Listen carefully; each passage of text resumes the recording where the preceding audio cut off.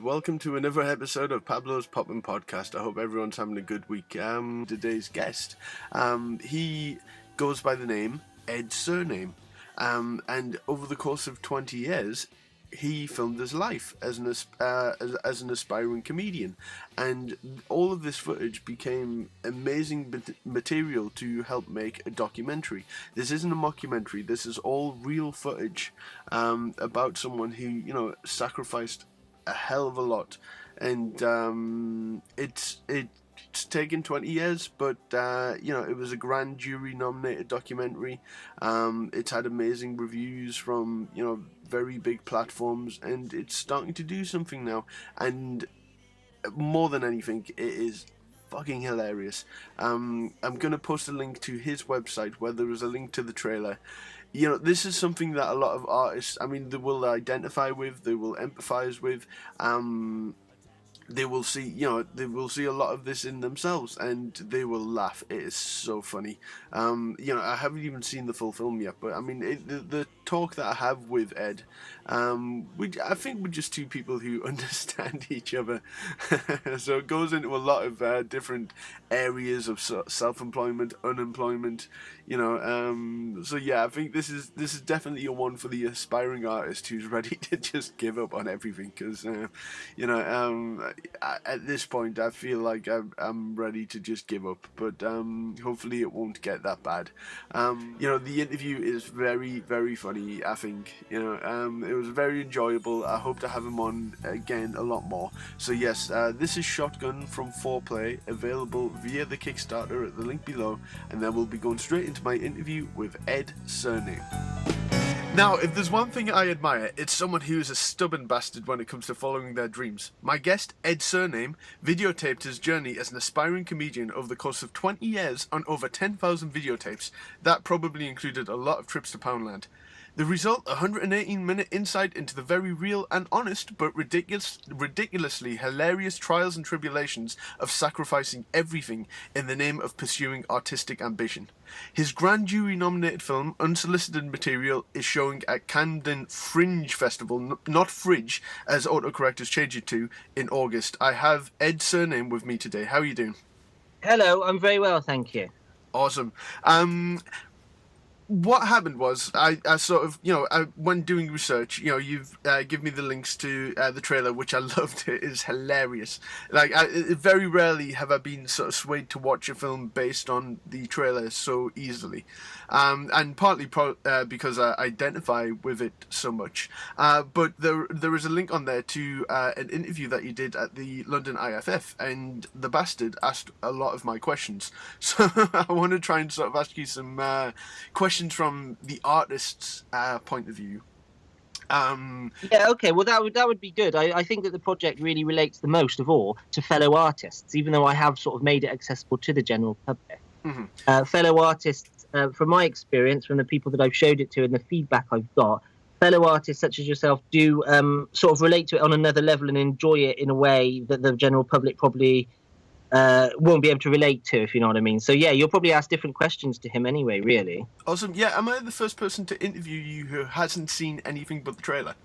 No, that's not true. I've had about 5 interviews or so based off the trailer, and the reason is there's so much to talk about with the project in general, because it lasted over 20 years, that we can talk about the project and sort of the practicalities of that. Mm-hmm. And it's just that the film's come from the end of it, really. That was the end result. Mm-hmm. Well, what were those interviews like? Did they get what you were trying to do, or did they understand, that it there is a result to this, the film, but it wasn't like you were sort of, what you were trying to do was become a stand-up comedian, or, explore whether becoming a stand-up comedian would be worth it for the, the sacrifices and stuff like that. Were there any sort of misunderstandings about what the film was about with these interviews?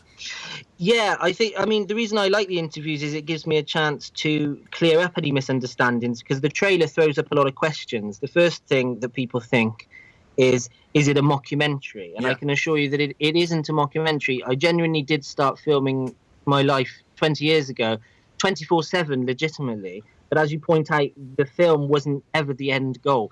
I only started filming because I thought my family were really funny. So I wanted to create like I was always into comedy, but even at a young age, I realised that if I went into stand-up comedy, the humour that I get from watching my nan and my dad on a daily basis wouldn't be able to translate to stand-up. Me just standing on a stage with a microphone, saying what had happened, would never be as funny as people being able to actually watch what happened. So I started filming everything, and this was obviously years before everybody had a camera in their pocket. And then I tried to make that into a sort of documentary sitcom hybrid, and I put episodes of Laugh or Cry TV up on the internet, and that really spiraled out into lots of other things, like a radio show, and eventually me starting stand-up. So 20 years later, I find myself with all of this footage, and if there's anything I do want to clear up in the interviews, which tend to be focused on the practicalities of doing it rather than what the appeal of the film is that I want to clear up the appeal of this film isn't come and watch some nutter who's filmed himself for 20 years. The appeal of the film, I think, is there's somebody who has 20 years of footage at his disposal to be able to look inside the mind of a comedian and look at why somebody wants to perform. So it's no real life, but it's edited satirically into a satire on the mind of a comedian. So were there any... I mean, we're going to be talking, what, 1994, 95 when you started recording? It was like 95, yeah. 95. So what... Because obviously now, with social media and, you know, no one's private anymore. You know, everyone wants to show literally everything they're doing. And I never really understand it unless you have something to promote. Like, I don't get, you know, sort of people who post baby pictures all the time. And, you know, but a part of me as a artist, you know, I get really jealous that they get like 100 likes because, you know, they do something like, you know, have a baby or get married or something like that, where it's like, well, come on, I'm showing you some art here. I'm not showing you some bullshit picture of a child, or, you know. Yeah, like, I'm so glad that you've said that, because I think exactly the same. People will put up sort of a picture of a tree that they've seen on holiday, and it's like 63 people liking it, sharing it. I'm thinking, what? Like, well, it's a horrible form of acceptance now as well. That, you know, I'm doing a Kickstarter at the moment, and it's just really annoying when you know, getting lots of likes is kind of like, you know, it's about as useless as having a ton of Monopoly money, basically. But, yeah, you know, sort of back in the mid-90s, I suppose, you know, I mean, 95 is the year when the internet started, so obviously none of this had come about at the time. But what was your influence to start doing the video blog? Was there a particular show, or, I mean, there weren't even really video blogs, really, because I suppose you had nowhere to upload them at the time. No, I didn't. I mean, I was doing it for myself to show my friends and family, first of all, and on the contrary, I didn't have any influences specifically because I always wanted to do something that had never been done before in comedy. I knew that much. I didn't think in 20 years I'm going to make this film, but I wanted to do something that had never been done before in comedy. And so really the influences were non-existent, apart from just seeing my family being quite funny. Yeah. I was obsessed with watching comedy, and I wanted to do it, but I never really thought that I could, or never had any plans to do that. The only reason it became sort of pigeonholed into comedy is because when I tried to explain to people what the show was, when I edited some episodes together, was I had to sort of say, well, it's a real life comedy show. And they say, well, what, are you a comedian? And I had to say, well, yes, you know, after some instances of saying no, and then they sort of didn't get what it was, it became easier to promote it as this is something that a comedian's produced, which of course it's true that it is now, because I've gone into that sort of area. So I mean, you couldn't predict that any of this stuff with the internet would happen. So in one way, it's fortunate for me because I had a platform. In other ways, it's unfortunate because really, like you say, everybody shares everything now, and that's why I've tried to put a narrative thread through the film, which looks in a quite deep, non-funny way at why people would feel compelled to do that anyway. So that's sort of my one step further than everyone sharing everything. I do that, and then I look at why somebody would want to do it. Well, you also have the advantage of starting in the mid-90s as well, in terms of, you know, we are so retrospective now, and we love to, you know, it's got to the point where the 90s is sort of like this, almost like this mythical sort of thing that we look back on with fondness and everything. So, I mean, even to someone who, you know, if anyone is interested in just seeing the film, there's also that kind of, fun of seeing just things evolve as well. I know. So, I mean, looking back on it now, I mean, are there any sort of like huge 90s references? Like, are you at home watching, Noel's House Party or something like that? Or I have to say, although footage does exist on the planet of me watching Noel's House Party, that isn't in the end project. I've tried to not make any references or to make it be topical to anything ever at all, because I want it to exist in its own little world. The other thing you mentioned about when people put up photos of babies and they get lots of likes. Yeah. The other thing that annoys me is when people will put something up that's a topical joke and everyone will love it. And I think to myself, but in 2 weeks that will be outdated, and I like to think that all of my stuff isn't at all. So there's no references to anything outside of my own world, if that makes sense. Yeah, I get that, yeah. So, I mean, the germ of the film came from a sitcom that you had devised where you play a deluded video blogger who interacts with the public. So, Yes. Was it almost immediately where you realised that wasn't working? I mean, did you shop it around to TV channels, etc.? Or Yeah, I mean, it did work and it didn't work. It depends how you judge it, really. I mean, the millions haven't rolled in yet from it, and so judging it by that, it hasn't worked. But it did work. The episodes still exist. Laugh or Cry TV. It's like me. I've never been accused of having common sense, and so with the volume turned up on my character, I had no common sense at all. So an example would be like going out into the real public on a real day in a real bed shop, and then sort of taking all my clothes off, sleeping in the bed shop, thinking it's acceptable.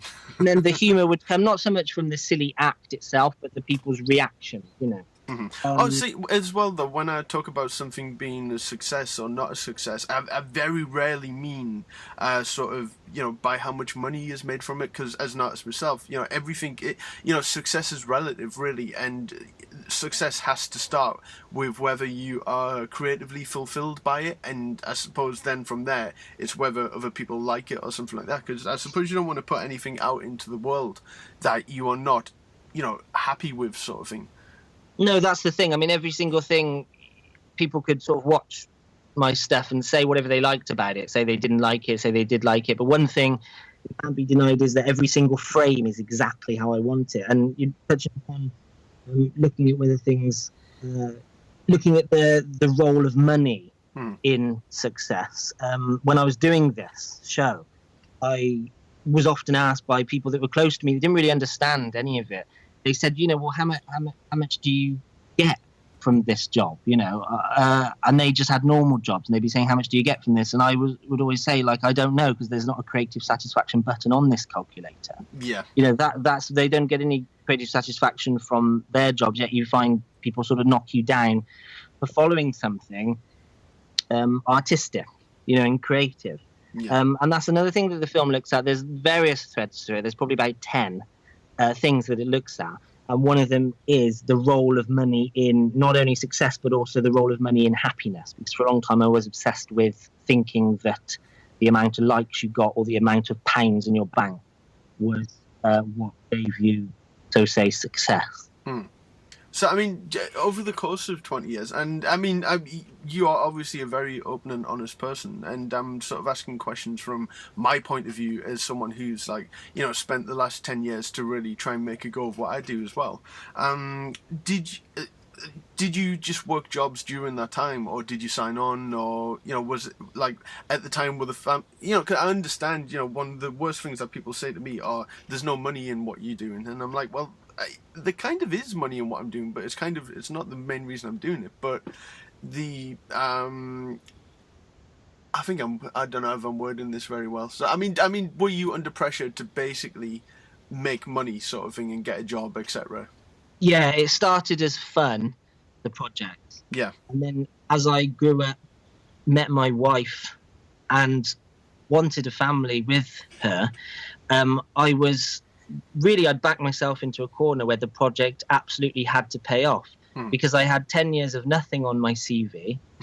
I was signing on, and my family were helping me because my family believed in it, and I had no savings. And so really, like you say, there is money in it, but it's sort of like there's a glass ceiling, isn't there? Like, for the longest time, you could not be paid. All of a sudden, I've seen people be picked up by agents or whatever, and overnight, literally, they've got close to £1 million overnight. Literally, I'm not even exaggerating. I know people that have done that, or I know of people where that's happened, in the similar circles.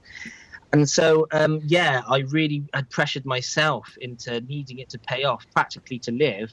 I had no choice. I had nothing on my CV. I pursued this at the cost of everything else. And so the choice was, do I go and get a normal job that pays £6 an hour and try and start again at a late age in life? Or do I carry on and hope that all of these good signs, where it looks like the TV deal's around the corner, where it looks like a radio deal's around the corner, where I have got deals here, there and everywhere, but they haven't paid off quite yet, do I continue doing that and just hope for the best? And that dilemma really threw my whole life into disarray, because it delayed having a family and delayed talks about having a family and all of that. And that is I would say that's sort of the jeopardy in the film, I mean, did you, over the course of 20 years, especially when, you found your girlfriend, etc., did you feel that you were becoming more selfish? Or did you feel that other people found you to be selfish because you were following your dreams to such a high level? Yeah, I really did. I mean, I look back and sort of cringe at a lot of my behaviour. I mean, even still now, it is. I think that most performers and people that want to do things like this, particularly in comedy, there is a very sort of selfish streak to them, and it's sort of like a kid that hasn't grown up at a birthday party saying, look at me, look at me, look at me, And I just wondered, like, why as an adult would that have not been ironed out of any personality? And so that's what I was sort of looking at in myself. But yes, to be honest, I mean, I look back and I think myself that I was very selfish. And but bizarrely, a lot of times, like, say, if I've fallen out with a friend or whatever, I do have it on tape. And so I was sort of in a weird position that no other human that I've ever heard about was in. Yeah. Well, I've been able to look back on the moment. I've been able to watch the moment and think, well, that was me that caused that, and it's sort of given me a different perspective on things, and I've remembered them differently to how they actually happened. So really, the project caused a lot of fallout, but the fact that I had it on tape was able to facilitate a lot of the friendships coming back together, because I realised how it had been me that had caused the problems. Mm-hmm. And without giving too much away about the film, I assume that you weren't afraid to put yourself in a bad light by using some of that footage to help tell the story and really make it as honest as possible, because it's a again, following your dreams to that level, there's an amount of stubbornness and a point where you probably I've been through it, where you're sort of like almost not offending your family, but really upsetting them, because it's almost like an illness to a point where you just can't not do it, sort of thing. And it is like an illness. Yeah. There's nothing on the NHS for it at all. Not in my experience. No, you're right. There's all of that in there, and it looks at all of that. Yeah. And it's very true. But the thing is, because they were so supportive, in a way, it made it harder for me to stop. I suppose if they had been saying, look, can you just stop this now, I might have done it. So as this is coming out of my mouth, I'm realizing I'm sort of putting the blame on them, aren't I? No, it was that they were very supportive, and but the whole thing was just prolonged as a result. Mm-hmm. Well, when this is just I'm very interested by this, because if I never have to sign on ever again, I'll be quite happy. So what was it like when you signed on? Like, were they aware of what you were doing? Did you bring your camera to the job centre? Yeah, well, a lot of the time, if I had my camera at times when they don't like you filming, I was always able to put it in my pocket, and I had a backup camera that would always record audio. Brilliant. But it's not the film isn't sort of 2 hours of just a camera in my pocket. That's no. Not I mean, the experience of going to the job centre I quite liked, because I sort of took it, in my deluded mind, I took it as that I was being asked for an autograph every 2 weeks. See, so I saw it as a chance to, test my bullshitting skills. You know what? You're very right about that. It's a good. You have to. you get good at acting quickly at the job centre, better than at any acting school, I would say. Oh, tell me about it. I mean, obviously it's been a while since you've been to the job centre, but I mean, this is about as honest as it gets. I'd be on the bus going there that day, filling in the job book, just making up absolute shit. But like, because I was on the bus, it would they'd go over speed bumps and stuff, so it looked like I'd just written it, sat on a washing machine. Yeah. It was like the worst writing in the world, and God, some of the things I would make up. I would go in a suit pretending I had a job interview that day, etc. It's sort of like it became more of an effort to do all of that than it would be to just work a normal job, isn't it? Did you find that? Absolutely. The night before was just stressful because I know. And it got to the point now. I mean, it's crazy how it's sort of changed now that there's something called the universal job match, where you basically look for jobs online and you just type it all in online. That's so easy because they don't chase it up, and a lot of the jobs don't lead to like even an actual website half the time. It's so. They need to sort themselves out, really, but it's so easy to play that system, and they don't know how good they've got it now. The people signing on. Back in our day, we had to really work for it. This is going to become the first podcast that's ever played in court for the both of us when people find out about this. And that's the thing. I'm currently, the main sort of theme behind this podcast is my self-employment. It took me 10 years to decide that I could go self-employed, and I've got degrees. I've got a degree in production. I've got a degree in teaching as well. But it's really a case of just like dropping everything. And at 30, doing that is probably insane. But I don't know where I was going with that again. The working tax credit. Most people probably would say it's insane, but I mean, look at who you're speaking to. I felt. Did you eventually go self-employed at any point? Oh. Well, sort of, because it was the weirdest things that resulted in money. I'd sort of do something that I felt was really, really clever and really good. Nobody would care.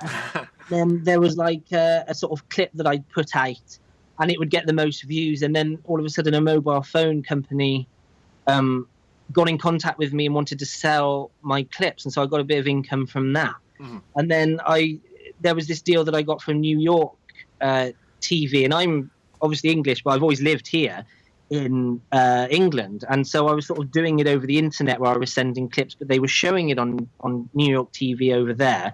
And so, I mean, I suppose you would say that it was self-employed, but I never officially went self-employed because it would get in the way of that crucial guaranteed money, which was signing off. Oh yeah, tell me about it.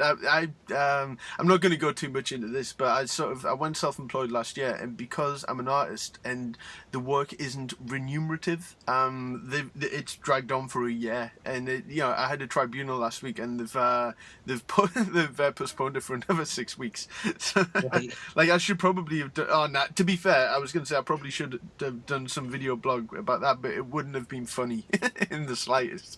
Or just you crying in a corner. Yeah, might as well have been. I mean, oh god. So I mean, a lot of the things that I'm doing are kind of out of necessity. I mean, this podcast has been amazing, and I've got sponsors for it, and I've decided, you just have to. You kind of have to take. I mean, without getting into technology too much, it's more the advantages that technology offers, but a lot of people are doing it, so it's harder to stand out, sort of things. So I mean, like stuff like Kickstarter and a lot of the social media platforms. I mean, did you ever consider using sort of crowdfunding, or was that just not a thing? I didn't. No, I didn't really. I mean, I always looked at I always sort of turned to creative solutions to try to overcome any financial difficulties, which is another theme of the film. The budget for the film was £47. I'm really proud of that. Yeah. If you look on IMDb, the Internet Movie Database, they've got that on there, that the budget was £47, which I don't think that there's anything on there that has a lower budget. But I'm proud of it, you see, because I sort of did it all myself. I've made it very difficult for myself because over the course of the 20 years, I've never done anything that I didn't want to do. So I haven't gone the usual routes. I haven't gone to any sort of comedy classes, which I think is probably fairly obvious.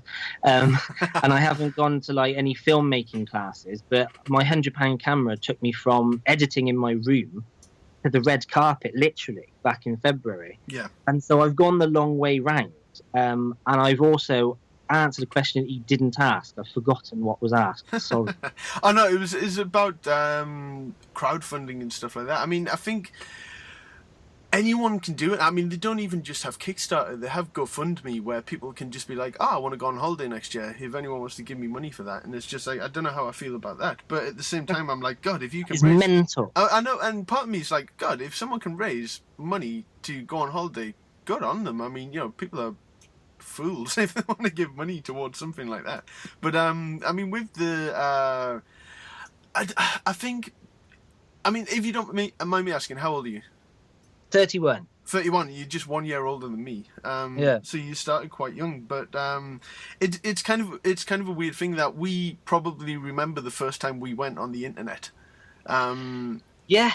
And I think that because we really have experienced like nothing to where it is now, sort of thing. And I mean, it's not even nothing, because we weren't probably thinking, I know what I need in my life, the internet, before it started, sort of thing.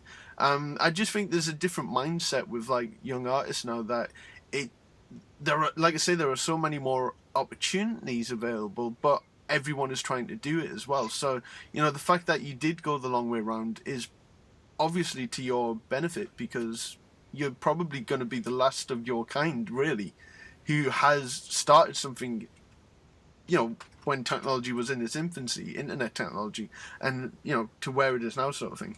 I know exactly what you mean about our generation, because really we've gone from having none of these platforms to suddenly having all of these platforms at our disposal. So, I mean, there's a lot of appreciation from our generation about what we've had, whereas all the new artists, as you say, there's so many on the internet to the point where it is really, really difficult to stand out. Mm-hmm. Yeah, totally. I mean, over the course of the 20 years. I mean, it's easy to say it without you have to kind of sit and think that 20 years is insane, really. Like, to with the amount of changing that you do as a person. Did you find yourself answering your own questions and sort of like coming to different conclusions, on camera as time went on? And did that serve as part of the narrative to the film, that you sort of, I don't want to say found yourself, but sort of, were really able to, just come to some conclusions and stuff like that? Yes, it did. I mean, really, I went into therapy in front of the world. I mean, that's what the poster says, but Yeah. Really, in reality, I went to therapy in front of 7 people on YouTube, probably. But no, it was like, as you say, sort of the video blogs were sort of counselling sessions with myself. Yeah. Because as I was talking, I sort of could open up in front of the camera, because I knew that. Well, at the time, I thought I knew that they were just sort of for me. I've got the tapes, I've got them for myself, and I'll share the funny stuff with my family. But as I came to make the film, all of this deep stuff I could put in as well, all of a sudden. So at the time I was opening up, I didn't ever think that it would be in a film that's playing at a theatre. It's absolutely crackers. Yeah. I hope everyone's enjoying my interview with Ed Surname. I'll be back in a jiffy. Are you ready for this? Sugar plums in your head? If you are looking at exploring your own unique and individual style, come into your worlds through Geordie's Tattoo Studio. Spotlight a significant aspect of your own self. We can help fuel your thoughts with our ideas, give you options, and then we do the rest. Find us at www.geordiestattoo.com. My band, Toxic Melons, are streaming a gig next week on stageit.com. Visit facebook.com/Toxic Melons for all info. We will be performing the gig at Nemix, Newcastle's premier recording, rehearsal and performance space. They have rooms full of state-of-the-art equipment supplied by PMT Newcastle. They are competitively priced, and they have one of the cutest dogs you will ever meet. They also have a PS2 so you can chill out during those long sessions. They even offer you a free cup of coffee or tea. We can't wait to stream our gig from Nemix, as we know it'll be of the highest quality, as is all of their services. Find them at facebook.com/Nemix, that's Nemix, and they are situated at 59 to 61 Blandford Square, Newcastle upon Tyne. And now, back to the show. Well, because you started in 1995 sort of recording yourself, and you, I assume, became aware of social media platforms as they were coming up, like MySpace, etc. Did you fully take advantage of them at the time? Because I think one of the main, platforms for creativity has been YouTube. So did you start uploading stuff immediately? And were you shocked about, because on the trailer you see some some not quite positive feedback that you got from some of the stuff that you uploaded. So was that sort of a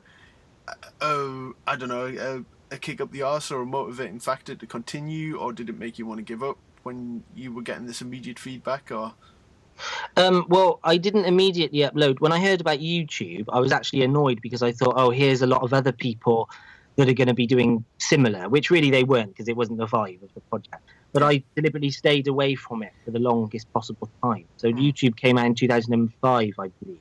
Yeah. I didn't upload until like 3 or 4 years later, when I finally realised I better get on it, But no, I deliberately tried to stay away because I didn't want to be like everyone else. I wanted to carry on doing my own thing.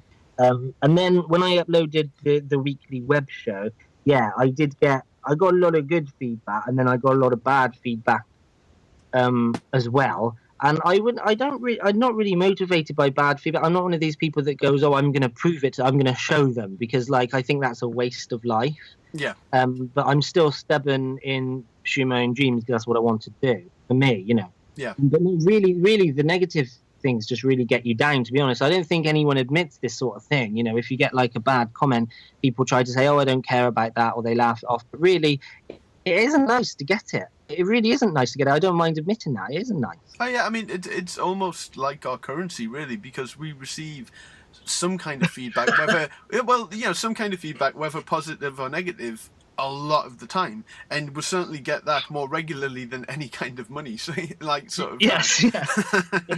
So, I don't think that sort of people realize how how much of an effect they have on people when they just say something negative. And I think it was Kevin Smith, and I'm sure it was, who was just like, if you have a friend who's an artist or something, I think you should just say something supportive, just anything, because I think that an artist really takes that stuff to heart, and it can be a motivating factor. And I'm not saying that there should be any kind of delusion going on.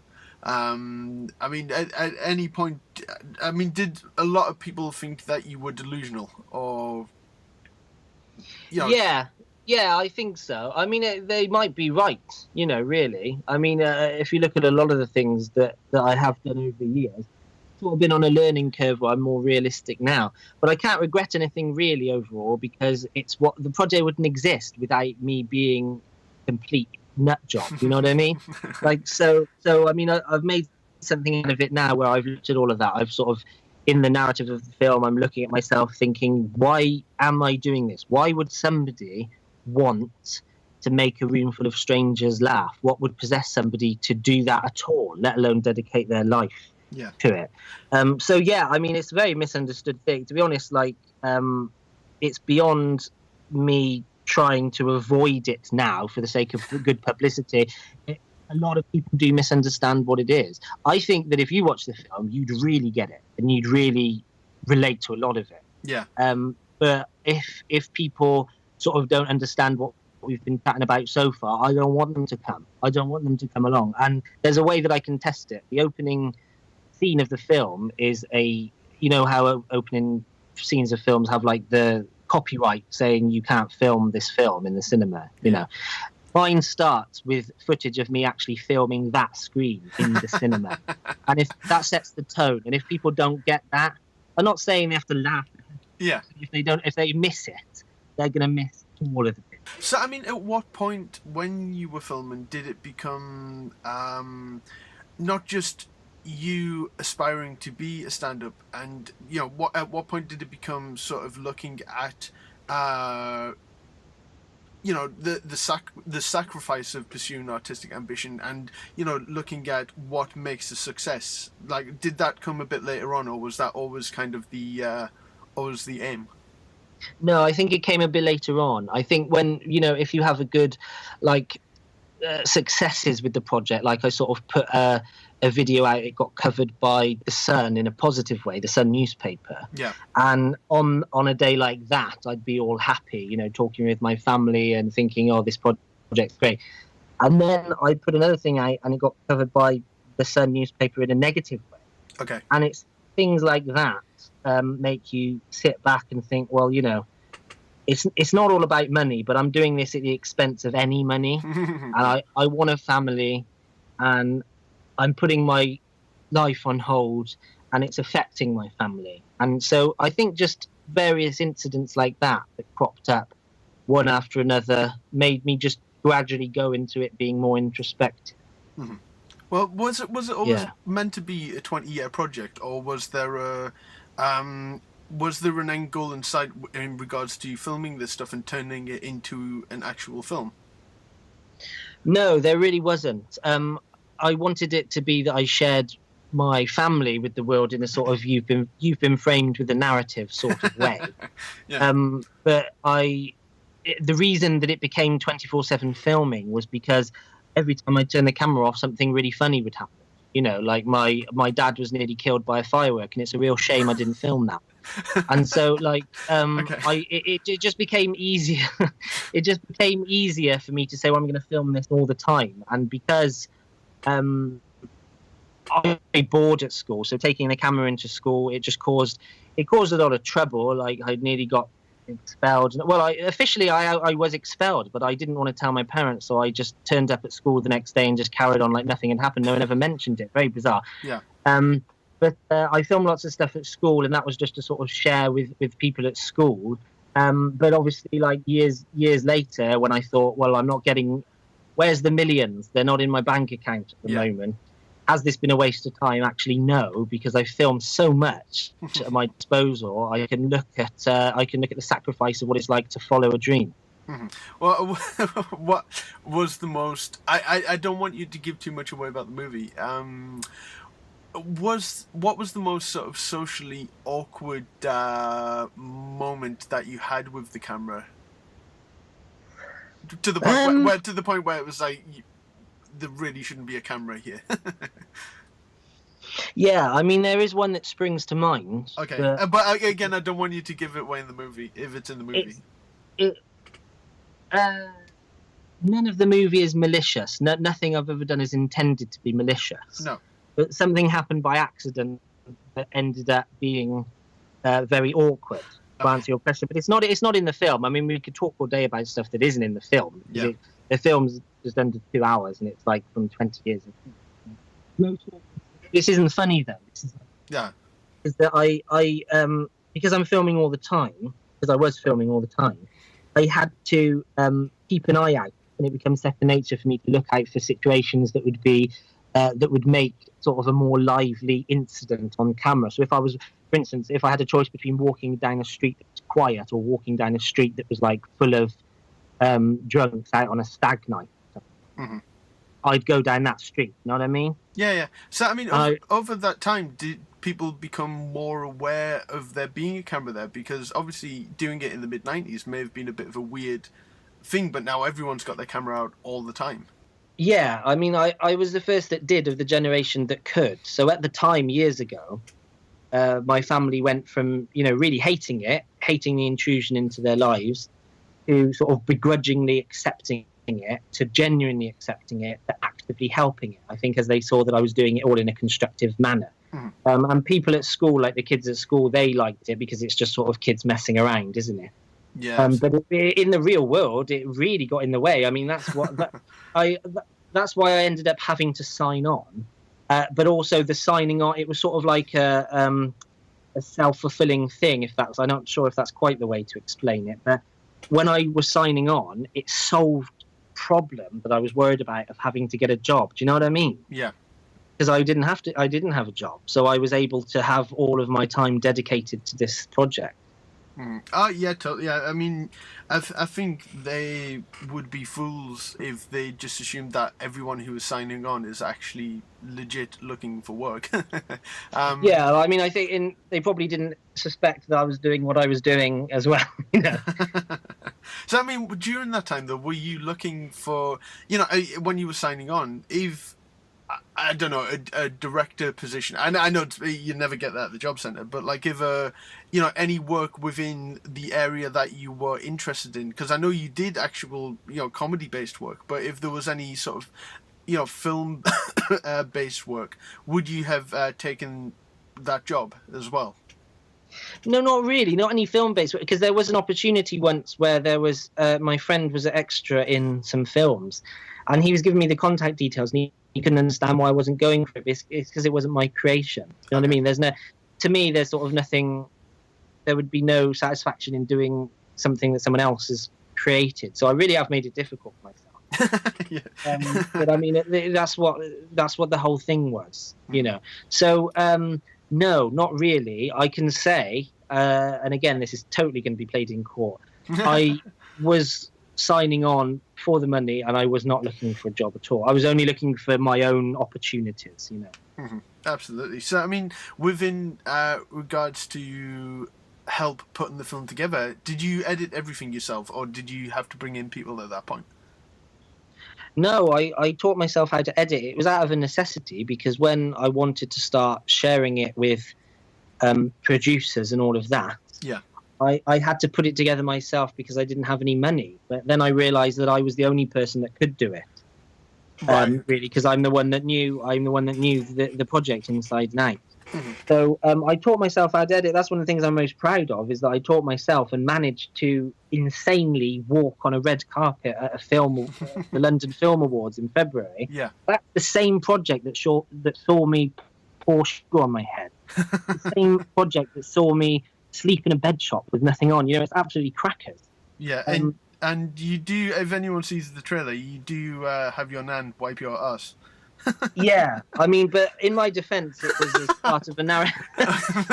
How do I finish that sentence?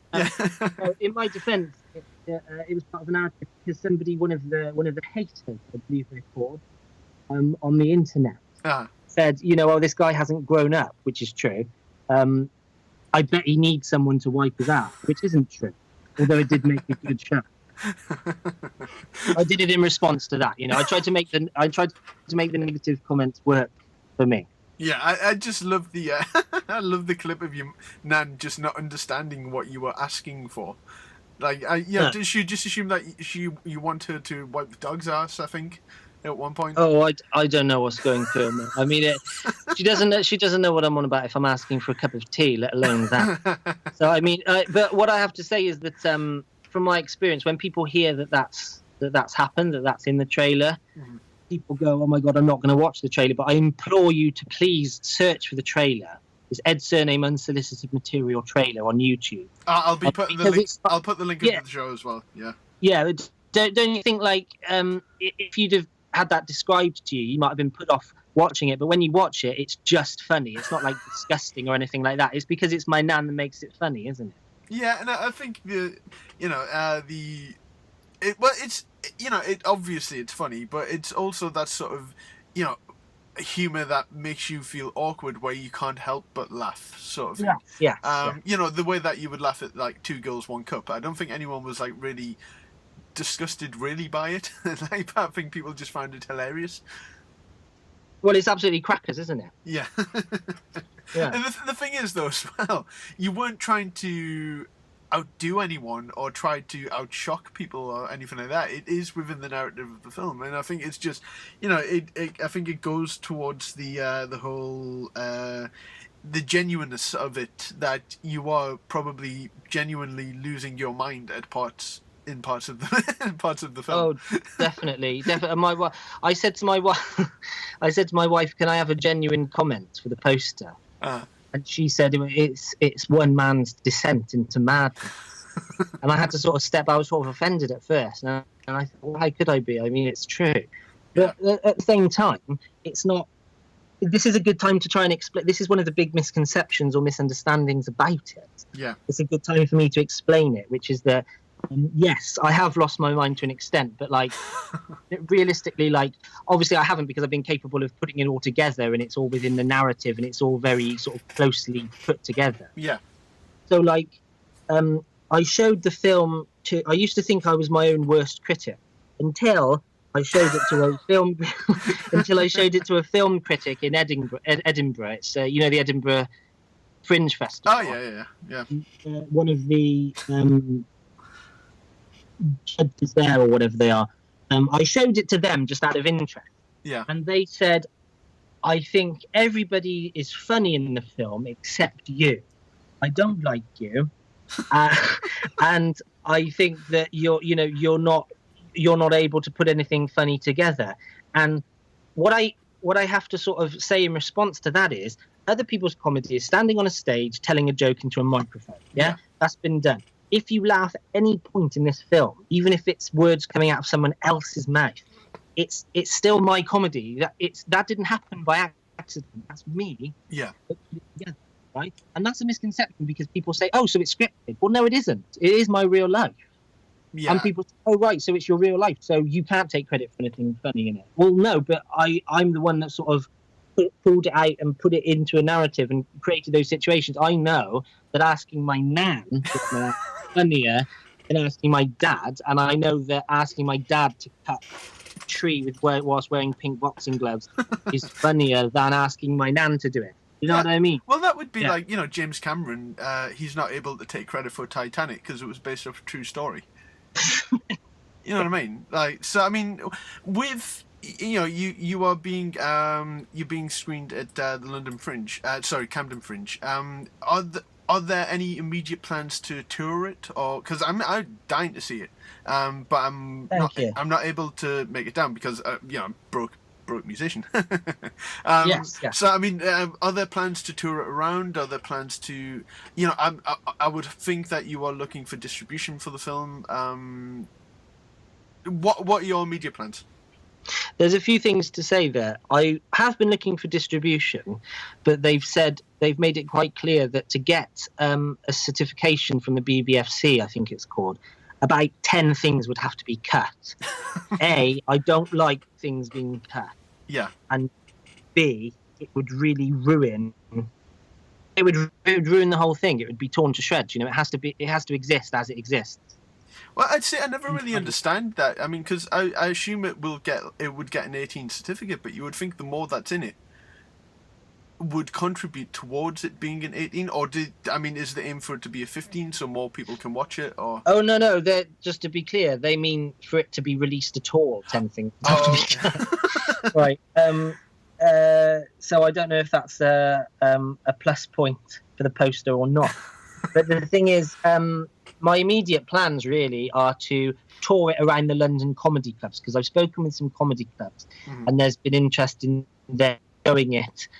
Say if they do a comedy night every week, one of the nights would be screening my film. So they benefit off of that sort of unique project in their club.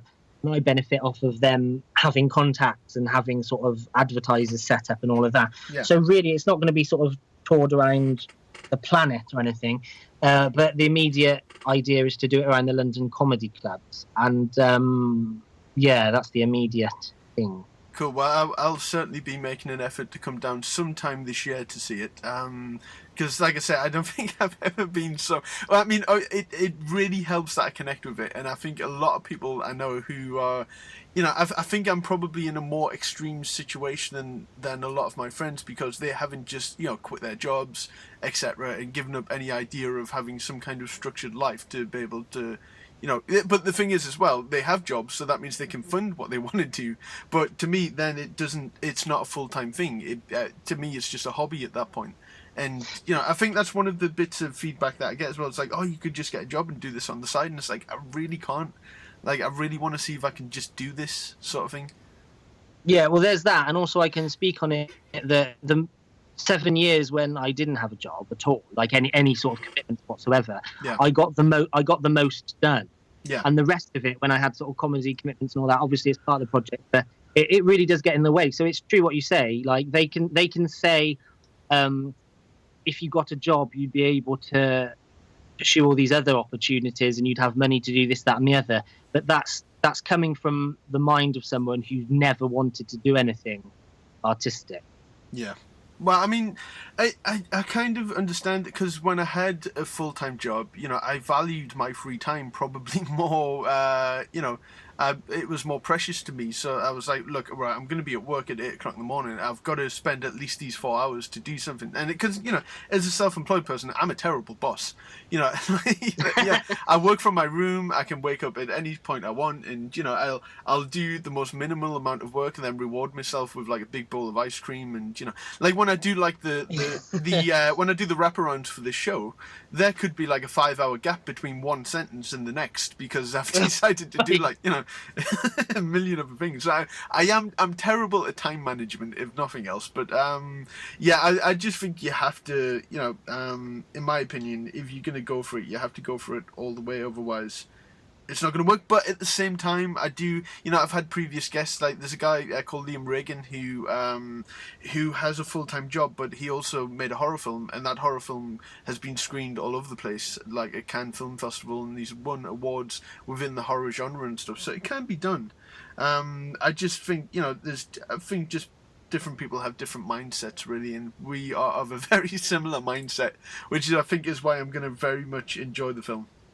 Yeah, I mean, I didn't realise that you were of this much of a similar mindset before I came on the podcast. So that's actually been really good, because, yes, I think we would relate to a lot of it in the film. Well, yeah, we basically get along and have similar mindsets, and you probably took on more than you might have thought, because I'll probably come to you with questions and stuff, and you may be my therapist going forward whenever I need it. But I welcome that completely. You feel free. Please feel free. I really appreciate it. So the film Unsolicited Material is going to be shown at the Camden Fridge Festival.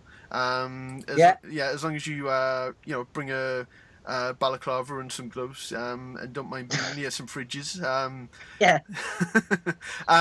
In August. So where specifically can they see it? Okay, the Etc. Theatre in Camden, London, Planet Earth. The 12th, 13th and 14th of August at noon. Mm-hmm. And the tickets are available from camdenfringe.com or etctheatre.com. Awesome. All links will be posted underneath the show and on the Pablo'S Poppin podcast Facebook page. So yes, Ed, I want to thank you for finding me for a start. That's a question. How did you find me? Because I usually am a pain in the arse asking people to be on the show, and you're the first person with a legit project who has contacted me. So yeah, how did you find me, out of interest? I read about it being nominated for a podcast award, I think. Oh, okay, cool. Yeah, it is true. It is true. Yeah. I didn't win, bastards. But it's okay. Doesn't matter. It doesn't matter. No, absolutely. Yeah, I don't. The thing is, right? It's weird, because if say that you did win, yeah, that means that a panel of a few people out of the 7 billion people that are on the earth, yeah, just sort of decided something on that day. So why should it be the gauge of success? I never understood awards ever. See, I was kind of the other way with it, because the first round of voting was Facebook votes, and I think anyone with and luckily I think I've got enough of a social media reach that I can get people to vote. So then I got through to the next round, and it was partly a Twitter vote and partly panel's decision, which I kind of liked a bit more, because I think anyone can get enough votes if they push hard enough, sort of thing. I don't know, but obviously I'm not ungrateful for people voting because they enjoy the podcast. But I don't know. It was. I don't know what they based it off, because I think the podcast is getting better. I always say that it's held together by sticky tape, but yeah, I think by having great guests such as yourself, I think that I'm not a bad host, and it provides I'm able to get some well-known names, but in return for that, I'm also able to use those names to then help friends or whatever, play one of their songs on a show with a well-known name, so then it gets them some legit exposure and stuff like that. So the podcast award thing, if this is, specifically resulted in this interview, then I'm more than grateful. And yeah, I don't know. I don't think I've got anything else to add to that. I'm just really glad that you found the show. Thank you. Well, I didn't realise any of that when I was slagging off award ceremonies. What I was really doing was I was just reading off my excuse for not winning anything in February in my best non-bitter voice. Yeah, totally. I mean, if you win the award, then it's the greatest thing in the world. But if you don't win the award, it's just like, who needs an award, Yeah, I know. But if I'd have won that award, I would never have shut up about it ever again. It would have been the award-winning Pablo'S Poppin podcast, and I wouldn't have even took a picture of me with the award. I would have just photoshopped an award into like the same picture. Yeah. Just make it as awkward as possible. But so like I say, links are below the show, and links will be on the Pablo'S Poppin podcast Facebook page. And this has been an incredibly fun interview, and I would love to have you back on the show, at some point, because it seems like things are, moving forward for you, and if obviously if you become like the world's most famous director, then remember that you've been on the show, and then come back and then give me a few more listens. Yes, that would be awesome. Thank you. I think in closing, I'd like to answer two questions that I realised I didn't answer. First of all, you said, what's the most awkward on-camera moment? Yes. And I think it might be now, if we're not doing just an audio call. If we're doing a video call on Skype, can you see me on the bed wearing just boxer shorts? No, I can't see that. But I'm currently rubbing myself in Marmite, so it's all good. Right, okay. And then the second question, you said, have I sort of been honest in the film and sort of depicted myself in a bad light? Mm-hmm. And the answer is yes. I come across like a total prick. Go and see it. I couldn't think of a more, a more sellable reason to go and see some. That's the thing, though. People love to be offended. People love to hate someone. That's good. That's music to my ears. Well, that's the internet now, isn't it? You don't see many good comments. It's mainly, people go on just to be negative now. There's now an unlike button, I think, on Facebook, or there's an angry face sort of thing, and people have taken full advantage of that. So, if you want to be offended within the structure of a narrative, then go and see my film. Yeah, okay. That's again, you come up with better lines to sum up the film than I ever could. So I think we'll leave it at that. And good luck with the film. And you've certainly deserved it, because 20 years of getting to this point is nothing to be sniffed at, certainly. So thank you again for being on the show. Thank you very much. Thanks to Ed. That was a fun interview. When we, because I turned the camera on to take a screenshot of me and Ed, and he saw my entire, my massive wrestling collection. Turns out he's a wrestling fan. Turns out he was actually trained by a wrestler as well, well-known wrestler. I don't know if I can get too much into that, but we will be chatting about that a bit more, and hopefully part 2 of the interview will come about maybe stuff that wasn't involved in the film. But we'll see. But it was a fun interview, and I do hope everyone enjoyed it, and is inspired and motivated by it as well. Okay, talk soon. See you next week. Bye. Goodbye. Goodbye. Goodbye. Goodbye.